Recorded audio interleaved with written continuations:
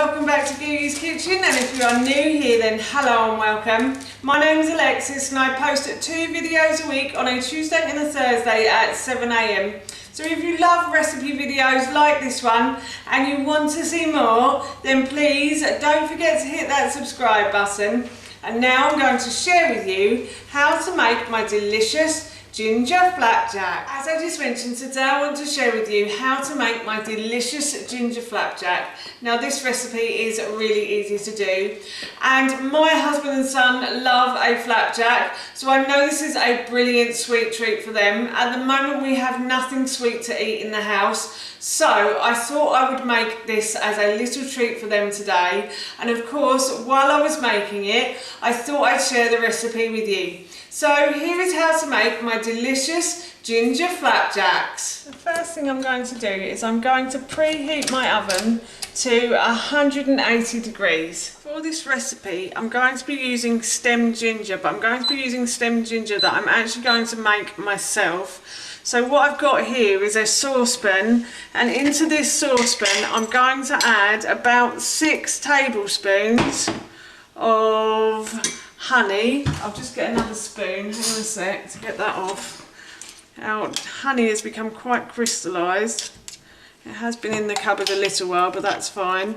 So as I said, I'm going to be adding 6 to 8 tablespoons. I think I'm probably going to do about 6 tablespoons of honey. And then to the honey I'm going to add some ginger, and I'm also going to add some water, and I'm just going to let that cook down for a while. And this will hopefully crystallise, will make the stem ginger, which we will then put into the flapjacks. So these are going to be very gingery flapjacks, I have to say, but they are super delicious as well. So if you love ginger, then this is definitely the recipe for you. I think that's enough honey for the moment. So now I'm going to add about 4 tablespoons of water to this as well. And then I'm going to add in my ginger. So what I've done here is I have peeled the ginger just with a vegetable peeler, and then I just chopped it into, like, I suppose, 1/2 centimetre pieces. And I'm going to add that in as well. And I'm going to let this come to the boil now. Oh, I can smell the honey, it smells so good.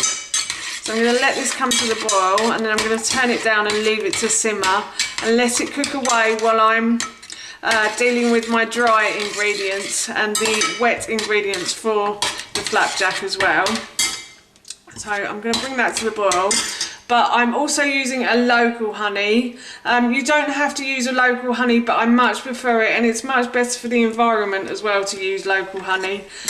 The stuff that we get in the supermarkets, in the UK at least, can be shipped in from all around the world, and it's also not that great for the body when it's shipped in from all around the world.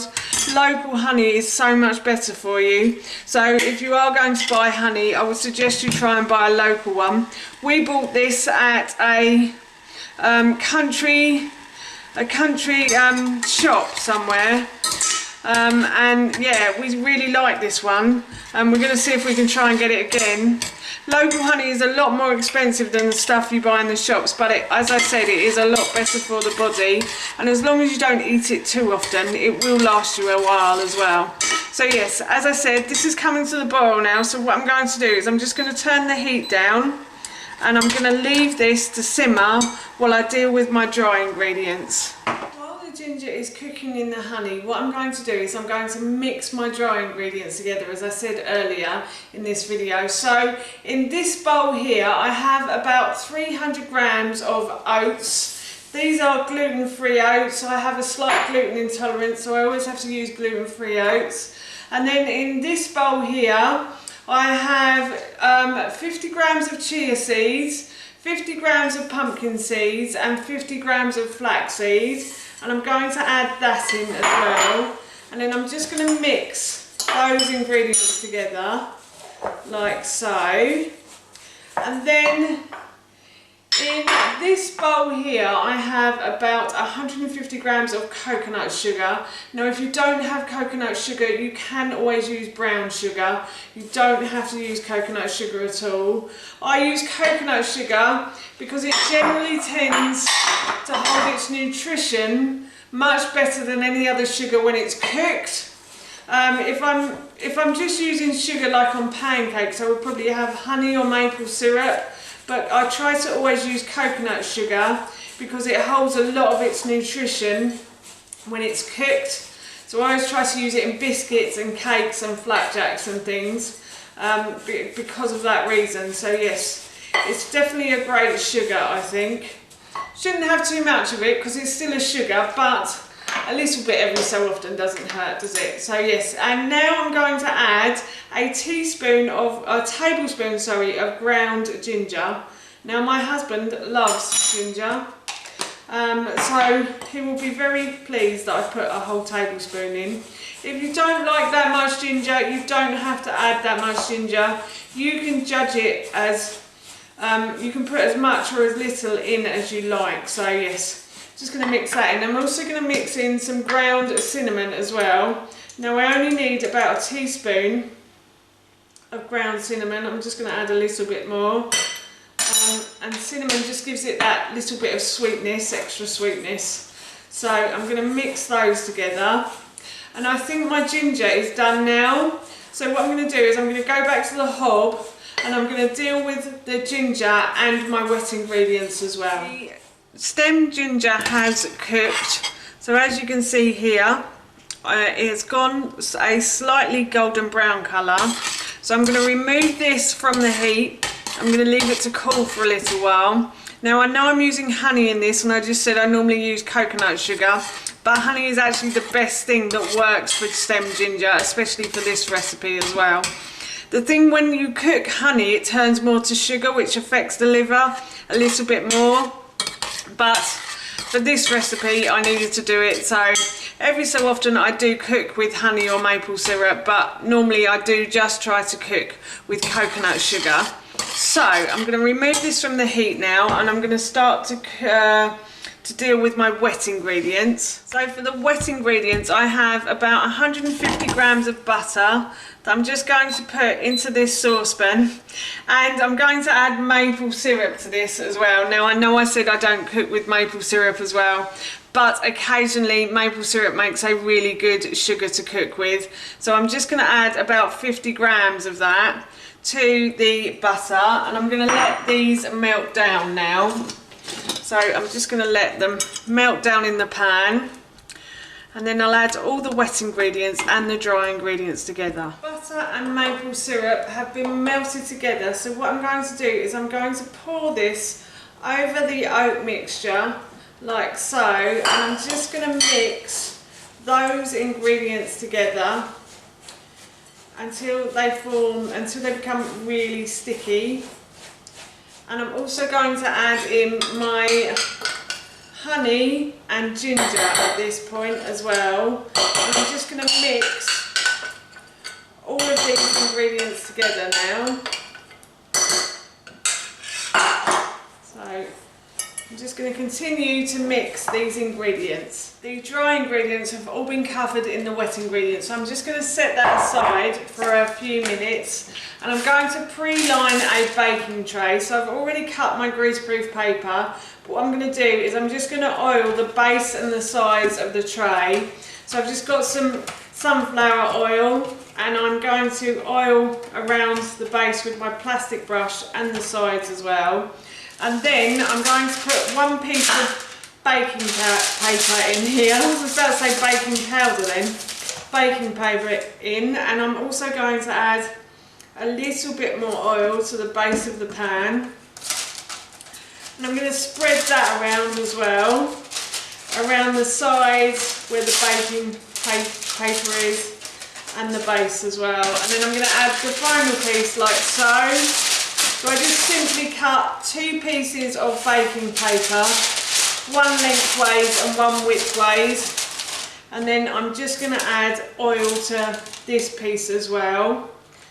I know that is greaseproof paper, but I do find that if I don't oil the tin, the flapjack generally tends to stick. So I always try to remember to oil the sides and the base of the greaseproof paper, and it also holds the greaseproof paper in place a bit better as well. So now what I'm going to do is I'm just going to fold these down so you can see what I'm doing, and I'm going to add in my flapjack mixture like so, and then once this has all gone in, I'm going to flatten it in the tray, and I'm going to put this into the oven for about 25 to 30 minutes. Oh, if I don't knock the oil over, or until it goes a golden brown colour. So yeah, as I said, I'm just going to flatten this before I put it in, so it's all nice and even and everything is spread to the corners as well. So you can try and spread everything to the corners, you'll get an even bake then. Is that what they say on Bake Off? An even bake. I don't know what that's meant to mean actually. I don't know whether that's meant to mean spreading everything to the corners, but anyway, I'm off to put my flapjack into the oven now. The ginger flapjack is cooked and it's a lovely golden brown colour, so I'm going to take this out of the oven and I'm going to leave it to cool completely. As I said earlier, I left the flapjack until it's completely cool, and now what I'm going to do is I'm just simply going to cut the flapjack into squares. So I always like to start in the middle and just cut down. This is beautiful as well. I can feel it's so solid in the middle here as well. I'm not surprised with all the sugar in it, but yes, that is the flapjack on the inside. So I'm just going to continue to keep cutting it into squares, and it does smell really good as well. I am really impressed with the smell of this. So yes, it's quite a crunchy flapjack, but it is really tasty, especially with the ginger in as well. The sweet and spicy really go well together as well, I think. So yeah, and then what I'm going to do is I'm going to try a little piece at the end of one of these. Where can I do that? Well, I'm going to take out a bit from here. I'm just going to give that a little try. That's really nice. I've just got a big bit of ginger there as well. That's delicious. Yes, so that is my ginger flapjack cooked. That's how you make my delicious ginger flapjack, and that recipe I will link in the description box below for you. I'm off to enjoy one of these with a nice cup of tea now. So for now, that's it from me. Thank you so much for watching. Please feel free to give me a big thumbs up if you enjoyed this video, and please feel free to leave any comments below, and please don't forget to hit that subscribe button. See you all soon. Bye.